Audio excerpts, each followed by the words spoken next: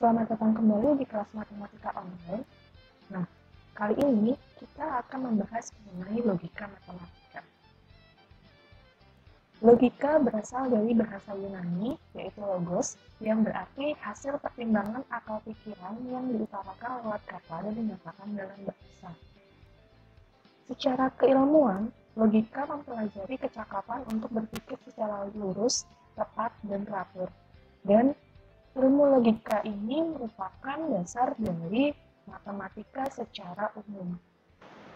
Lalu untuk apa sih ilmu logika yang akan kita pelajari kali ini?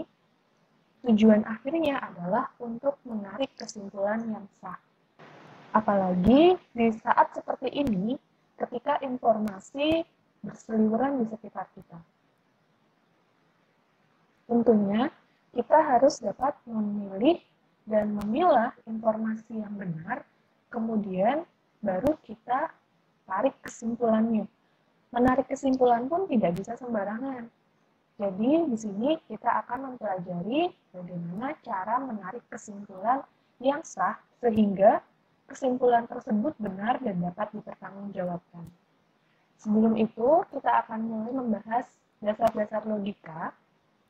Yang pertama, ada kalimat, karena tadi logika itu terkait dengan bahasa. Nah, di kalimat kita ada dua. Yang pertama adalah kalimat tidak berarti, yaitu kalimat yang tidak digunakan dalam percakapan kita sehari-hari karena kalimat tersebut tidak efektif. Contoh, Gunung Merapi murka sambil memuntahkan laharnya. Nah, di sini kan gunung tidak bisa muntah, gitu. Jadi, kalimat-kalimat bermajas seperti ini merupakan salah satu contoh kalimat tidak berarti. Kemudian, kalimat berarti yaitu kalimat yang mempunyai makna dalam percakapan kita sehari-hari, atau kalimat yang efektif. Di kalimat berarti ada yang namanya bukan pernyataan. Contoh, semoga hari ini lebih baik dari hari kemarin. Ayo, lakukan 3M. Siapa nama Presiden RI? Nah, ini adalah contoh-contoh kalimat yang bukan pernyataan. Kemudian ada kalimat yang berupa pernyataan. Nah, fokus logika matematika adalah di sini. Kalimat yang merupakan pernyataan. Nanti di pernyataan itu ada dua, ada pernyataan benar dan pernyataan salah. Mari kita lihat pernyataan. Pernyataan adalah kalimat yang mempunyai nilai kebenaran. Nilainya benar saja atau salah saja, tetapi tidak mungkin kedua-duanya. Jadi harus memilih benar atau salah. Tidak bisa benar dan salah sekaligus. Nah, pernyataan dinotasikan dengan huruf kecil. Jadi kita bisa memakai sembarang huruf, yang penting harus huruf kecil, bukan huruf kapital. Contoh, Candi Borobudur terletak di Provinsi Jawa Tengah. Nah, ini merupakan contoh pernyataan. Pernyataan yang nilainya benar. Karena Candi Borobudur faktanya memang terletak di Provinsi Jawa Tengah. Berikutnya, matahari terbit dari utara. Nah, ini juga merupakan contoh pernyataan, yaitu pernyataan yang nilainya salah. Kenapa? Karena kita tahu bahwa matahari terbitnya dari timur, bukan dari utara. Jadi, pernyataan yang nilainya salah. Kita semua sudah jelas bahwa matahari terbit dari timur. Berikutnya, Indonesia memproklamasikan kemerdekaannya pada tanggal 17 Agustus 1945. Ini adalah pernyataan yang nilainya benar. Semua siswa SMK adalah laki-laki. Pernyataan atau bukan? Ya, ini adalah pernyataan. Pernyataan yang nilainya salah. Daerah Istimewa Yogyakarta adalah ibu kota negara Republik Indonesia. Pernyataan juga nilainya salah. Berapa jumlah siswa SMK di seluruh Indonesia? Pernyataan atau bukan? Karena kita tidak bisa menentukan benar atau salah, maka ini bukan pernyataan. Mudah-mudahan semua siswa SMK langsung diterima bekerja setelah lulus. Bisakah kita menentukan benar atau salahnya? Tidak bisa, maka ini juga bukan merupakan pernyataan. Gunakan maskermu. Bukan pernyataan, tapi kalimat perintah. Di mana letak istana negara? Kalimat tanya juga bukan merupakan pernyataan. Jadi sekali lagi, pernyataan itu harus bisa ditentukan benar atau salah. Dan tidak boleh benar sekaligus salah. Nah, matematika pelajaran yang sulit. Ini pernyataan atau bukan? Bukan pernyataan. Kenapa bukan pernyataan?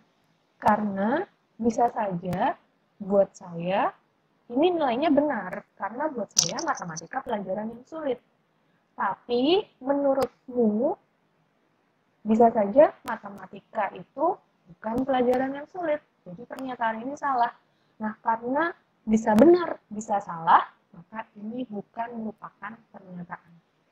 Biasanya, kalimat yang mengandung kata sifat dan tidak terukur seperti ini, itu menjadi ragu-ragu dan termasuk kategori yang bukan pernyataan. Lalu bagaimana sih menentukan nilai kebenaran dari suatu pernyataan? Yang pertama, kita punya dasar empiris.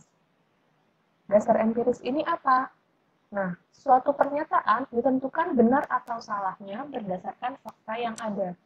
Jadi, sudah faktanya seperti itu, maka kita bisa tahu itu benar atau salah. Pulau Jawa terdiri dari 6 provinsi.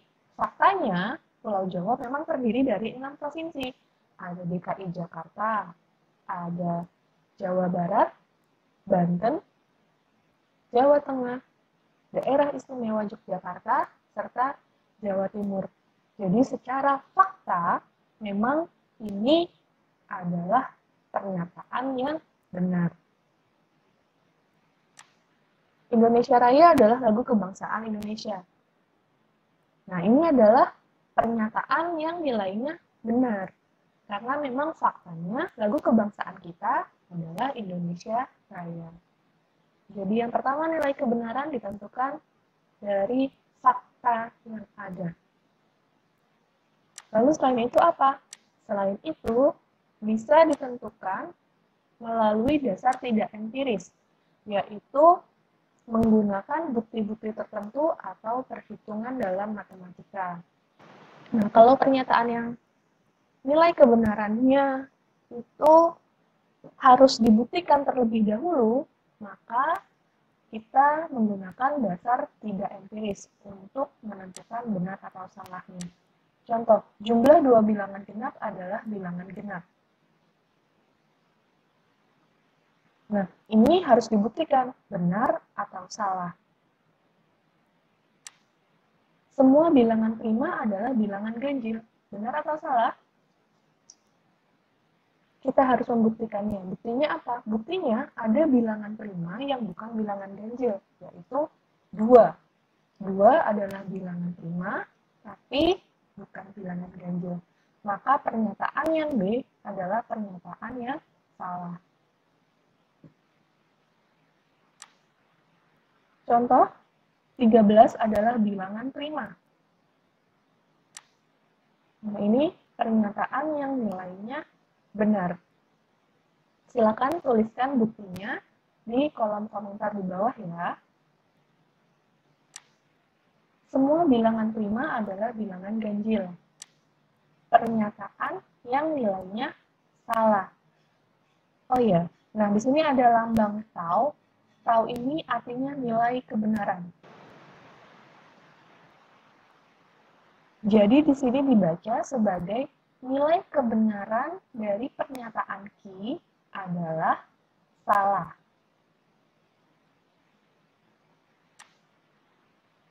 Nah, berikutnya kalimat terbuka.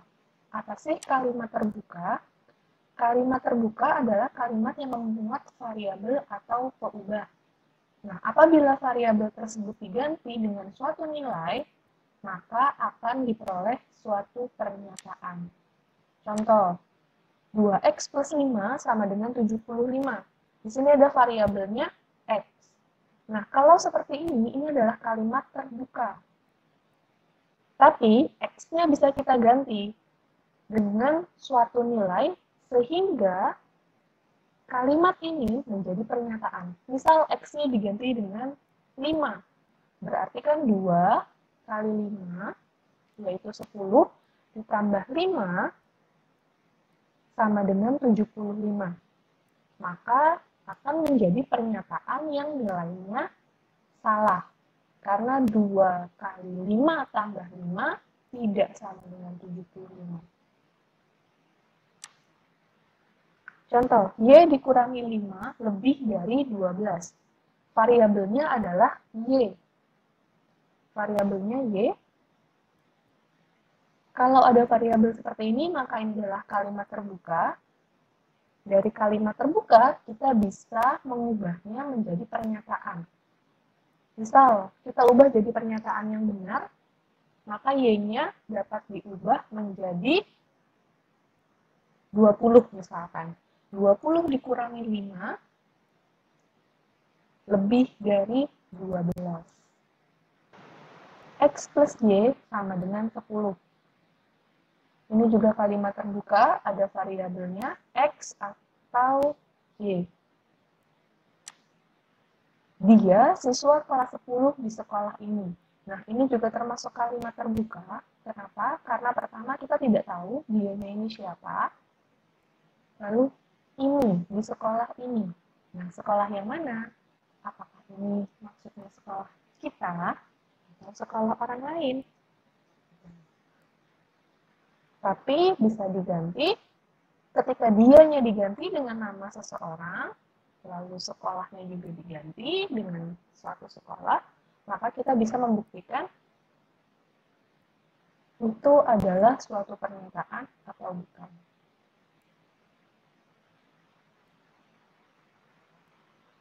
Jadi, kalimat terbuka itu harus memuat variabel, kemudian variabelnya bisa diganti sehingga diperoleh pernyataan yang nilainya benar atau pernyataan yang nilainya salah.